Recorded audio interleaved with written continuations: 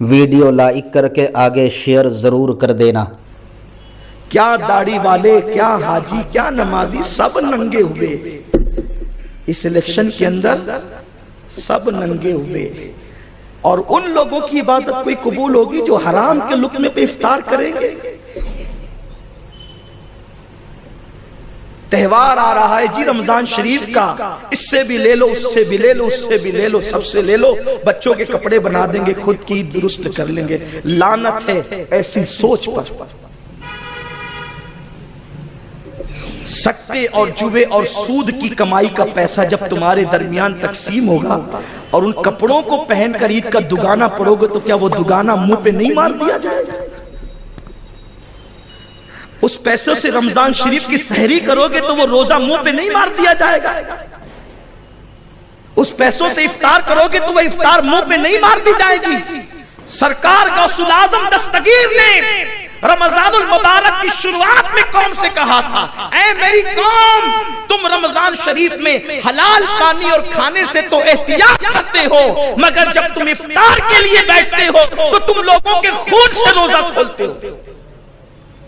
لوگوں کے خون سے روزہ مت کھولنا ورنہ وہ روزہ قبول نہیں ہوگا۔ تو لوگوں نے کہا تھا ہم تو پھل فروٹ سے، کھجوروں سے، پانی سے روزہ کھولتے ہیں، ہم نے کب جو ہے خون سے روزہ کھولنا ہے؟ تو فرمایا جو لوگوں کا مال دھوکہ دہی کے ساتھ لیتے ہو وہ خون نہیں تو اور کیا ہے؟ آپ کا قصور نہیں ہے، نہ ادھر ادھر کی تو بات کر، یہ بتا کہ قافلہ کیوں لٹا؟ مجھے رہزنوں سے غرض نہیں تیری رہبری کا سوال۔ جب مولوی ملے خود دینے لینے پر آ جائیں تو قوم کب بچنے والی؟ دین کیا ہے؟ صرف تسبیح گھمانے کا نام دین ہے؟ مذہب و مسلک صرف تسبیح گھمانے کا نام ہے؟ نہیں، اللہ کے رسول صلی اللہ علیہ وآلہ وسلم نے فرمایا جو لین دین میں درست نہیں وہ کسی معاملے میں درست نہیں۔ اور اتنا سستی بک گئی میری قوم، 500 روپے میں تو اب مرغی بھی 2 کلو کی نہیں ملتی۔ وہ آبریٹ کی بات نہیں کر رہا ہوں، جس کو کھا کر آپ بیمار پڑ جائیں، اس دیسی مرغی تو 500 کی بھی 2 کلو کی نہیں ملتی۔ تم 500 پہ بک گئے، لوگوں نے تمہیں خرید لیا۔ خدا نے تو تمہاری قیمت بہت بڑی بتائی تھی، ان اللہ اشتری من المؤمنین انفسهم واموالهم بان لهم الجنہ۔ اللہ نے تمہاری جان اور تمہارے مال کو جنت کے بدلے خریدا ہے، تیری قیمت جنت ہے، 500 روپے نہیں ہے۔ اور آج جیت کا جشن ایسے منا رہے ہیں جیسے کوئی ان کی عید آ گئی، پٹاخے پوری گلے کوچوں میں پھوڑے جائیں، نہ بیماروں کا خیال ہے، نہ پڑھنے لکھنے والوں کا، نہ عبادت کرنے والوں کا، نہ سونے والوں کا خیال ہے۔ جو مذہب قرآن کی تلاوت کے لیے کہتا ہے کہ سونے والے کے سرہانے زور سے قرآن مت پڑھو، اس کی نیند میں کہیں خلل نہ آ جائے، اس مذہب کے ماننے والے پٹاخے اتنی زور سے پھوڑ رہے ہیں کہ نیند میں لوگوں، نیند تو اپنی جگہ بیمار۔ اور سوچو تو صحیح، وہ قوم اپنی دولت کو انگار لگا رہی جس قوم کی بیٹیاں سگنلوں پہ بھیک مانگتی، وہ قوم پٹاخے پھوڑ رہی ہے ہزاروں روپے کے خرید کر۔ ایسے بھی غریب ہوں گے تمہارے شہر میں کہ رمضان شریف کا چاند دیکھ کر جن کو عید کی فکر ہوگی، اور ماں اپنے بچوں کو یوں بہلا بہلا کر کے، پھسلا پھسلا کر کے وقت نکال رہی ہوگی کہ بیٹا تیرے بابا کی، تیرے باپ کی اٹھان آئے گی، تب ہم جا کر بازار سے کپڑے خرید کر کے لائیں۔ اس قوم میں رہتے ہو، امت کا درد نہیں، فکر امت نہیں، اور تم پٹاخے پھوڑ کے اپنی دولت کو آگ لگا رہے ہو۔ کون کر رہا ہے یہ؟ نام نہاد مسلمان، نام نہاد دیندار۔ سنو، سن لو، غور سے سن لو، جو ہار گئے ان کا تو آج ہی سے قلعہ کما ہو گیا، اور جو جیت گئے 5 سال کے بعد انہیں پھر زوال آنا ہے۔ اور سنو، اپنی فکر بناؤ، کوئی ایسے اقتدار پہ ایمان کا سودا نہ کرنا جو 5 سال کے بعد چھین لیا جائے۔ ہم تو اس اقتدار کے قائل ہیں کہ قبر میں جانے کے بعد بھی جو اقتدار چھینا نہ جائے اس کی طرف کوشش کرو، اور اس اقتدار کو ولایت کہتے ہیں۔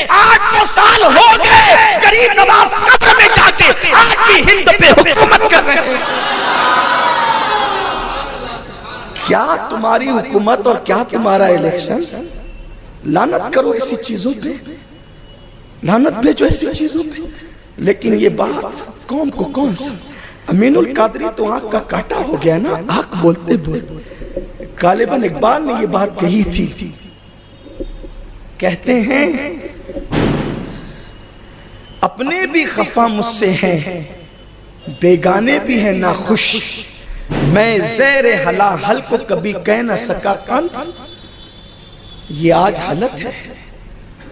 ملاؤں کا ایمان بکا, مولویوں کی پگڑیاں بکی, داڑیوں کی آبرو بکی. یہ آپ کا الیکشن تھا, اور وہ بھی صرف 5 سال کے اقتدار کے لیے. انا للہ و انا. پھر وہ قوم تباہ نہیں ہوگی تو کیا ہوگا؟ مسلمانوں اپنی قوم کی فکر کرو, اپنے آپ کی فکر کرو. اور یاد رکھنا, میں نے دیکھا میرے محلے میں جھگڑا ہو رہا ہے, ادھر محلے میں جھگڑا, ادھر. آپ سے پوچھتا ہوں, یہ لیڈر جو بڑے لیڈر ہیں اسے بیوقوف بناتے ہیں. یہ کبھی نہیں لڑتے, یہ تمہیں لڑاتے ہیں. یہ بیٹھ کر پارٹیاں کرتے ہیں, تمہیں لڑا. تم نادان ہو, لڑتے ہو. آپس میں لڑو گے کہاں جاؤ گے؟ آپس میں لڑنے کا وقت. مومن تو ایک جان کی طرح ہے, مومن تو ایک جسم کی طرح ہے. کہیں بھی تکلیف ہو یاد رکھنا, ان کے کہنے پہ نہیں لڑنا, ان کے آواز پہ نہیں لڑنا. ٹھیک ہے, ہماری قوم کے ایک عالم نے کہا تھا سیاست بیت الخلاء کی طرح ہے, اتنا استعمال کرو جتنا ہے, بس اتنا, اس سے زیادہ اور کیا ہے. پورا شہر سر پہ اٹھا رکھا. مسجدوں کی آبرو بیچی, مسلمانوں کی آبرو بیچی, زبانیں بکی, خطابت بکی, سب بیچ آئے. اور جو بیچارے بچتے ہیں ان کو بدنام کرتے ہیں. وہ تو ایسا کہتے ہیں, کبھی بیچارے خواب میں سوچتے بھی نہیں, ان پہ الزام لگاتے. ہم تو ایسے لوگوں کا دامن قیامت میں پکڑیں گے جو ان لوگوں کو, پاک دامنوں کو ٹارگٹ کرتے ہیں کہ چلو ہم تو گندگی میں پھنس گئے, ذرا 2-4 الزام ان پہ بھی لگا دیں. قدرت سب کو دیکھ رہی ہے, ذرا منہ کھولنے سے پہلے سوچا کرو. ہر مرتبہ منہ کھول کر جھوٹ مت بولا کرو, اپنی اوقات میں رہا کرو. اللہ کی بارگاہ میں جواب دینا ہے. تو عرض یہ کرنے چلا تھا, بات دور نہ نکلے, پھینک دو اس بے غیرتی کو. اسلام نے تمہاری قیمت بہت مضبوط لگائی. آپ جانتے کیسر و کسرا کے تاجدار جس قوم کو خرید نہ سکے, وہ محلے کے معمولی سے کارپوریٹر تمہیں خرید لیتے.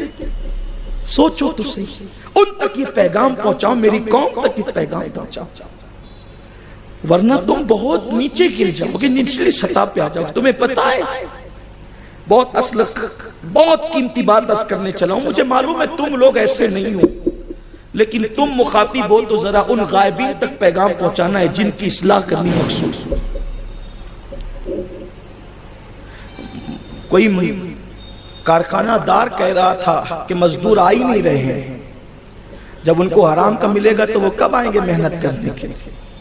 اچھا, لوگ اس کو حرام بھی نہیں سمجھتے, اس لیے کہ امیر شہر نے یہ فتویٰ دے دیا ہے کہ کفارہ ادا کر لو تو حرام بھی حلال ہو جاتا ہے. یہ امیر شہر کا فتویٰ اپنے پاس رکھیں, ہمیں کسی امیر شہر کا فتویٰ نہیں چاہیے, ہمیں تو غریب نواز کی فکر چاہیے. فکر غریب نواز لو, امیر شہر کو لات پہ رکھو. اوقات کیا ہے امیر شہر کے فتوے کی ہمارے نزدیک کوئی قدر نہیں. ہم اسی فتوے کو عزت کی نگاہ سے دیکھتے ہیں جو قرآن و سنت کی روشنی ہوتا ہے. اور یہ میں اپنے دل کا درد کہہ رہا ہوں, میں 8 دن سے تھا بھی نہیں. رمضان شریف شروع ہونے والا تھا, لوگوں نے اتنا تنگ کیا کہ رمضان شریف شروع ہو جائے گا تو آپ ہمارے یہاں کے دورہ کر لیں, سنیت کا معاملہ ہے. کوئی کہتا غوث پاک کا واسطہ, کوئی کہتا غریب نواز کا واسطہ, اور جو غوث پاک کا واسطہ کہہ دیتا ہے میں تو ڈھیر ہو جاتا ہوں, پھر کہ میں سب چھوڑ کر کے چلا جاتا ہوں. یہ میری حالت ہے. 8 دن کے بعد آج صبح آیا تو بہت دل ٹوٹا, بہت دل ٹوٹا. مجھے وہ غریب یاد آ گئے جن کو مائیں کھچڑی کھلا کر کے افطار کرواتی, جن کو پانی پلا کر کے افطار کرایا جاتا ہے. آج اسی قوم کے لوگ پٹا اب تک پھوڑ رہے ہیں, اب تک پھوڑ رہے ہیں. یہ پیسے آئے کہاں سے؟ اور سوچو, آگ لگا رہے ہیں, اپنے پیسوں کو آگ لگا رہے ہیں. مسلمانوں جس قوم کی بیٹیاں لوجوں میں بک رہی ہے اس قوم کے لوگ اپنے پیسوں کو آگ لگا رہے ہیں، یہ اپنی جیب سے لگا رہے ہیں؟ نہیں، اگر ان کو کہہ دو کہ اتنے پیسے مدرسے میں چندہ دے دو تو ان کو توفیق نہیں ہوگی، اور میں کہتا ہوں الحمدللہ اچھا ان کو توفیق نہیں ہے، یہ حرام پیسے تو مدرسوں میں لگنے بھی نہیں چاہیے۔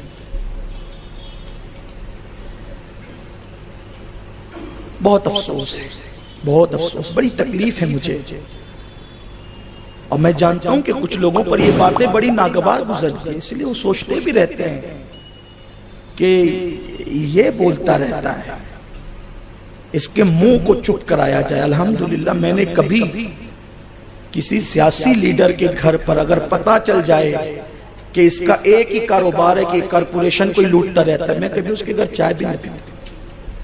لاکھ ڈالر، جب میرا ایک دوست ہے کارپوریٹر بنا، اس دن سے لے کر آج تک میں نے اس کی کبھی چائے نہیں پی سکا، میری پی میں تیری نہیں پی سکتا، کیونکہ مجھے پتا ہے جس دن یہ میرے حلق میں اترے گا اس دن میں حق نہیں بول سکوں گا،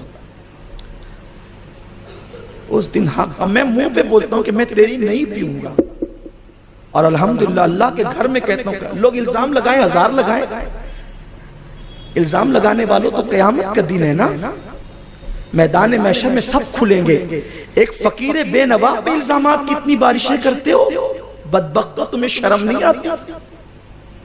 اور وہ بھی سید پر، خدا کی قسم سید نہ کل بکا نہ آج بکا نہ قیامت میں بکے گا۔ ویڈیو اگر اچھا لگا ہو تو لائک کر کے آگے شیئر ضرور کر دینا۔ اللہ حافظ۔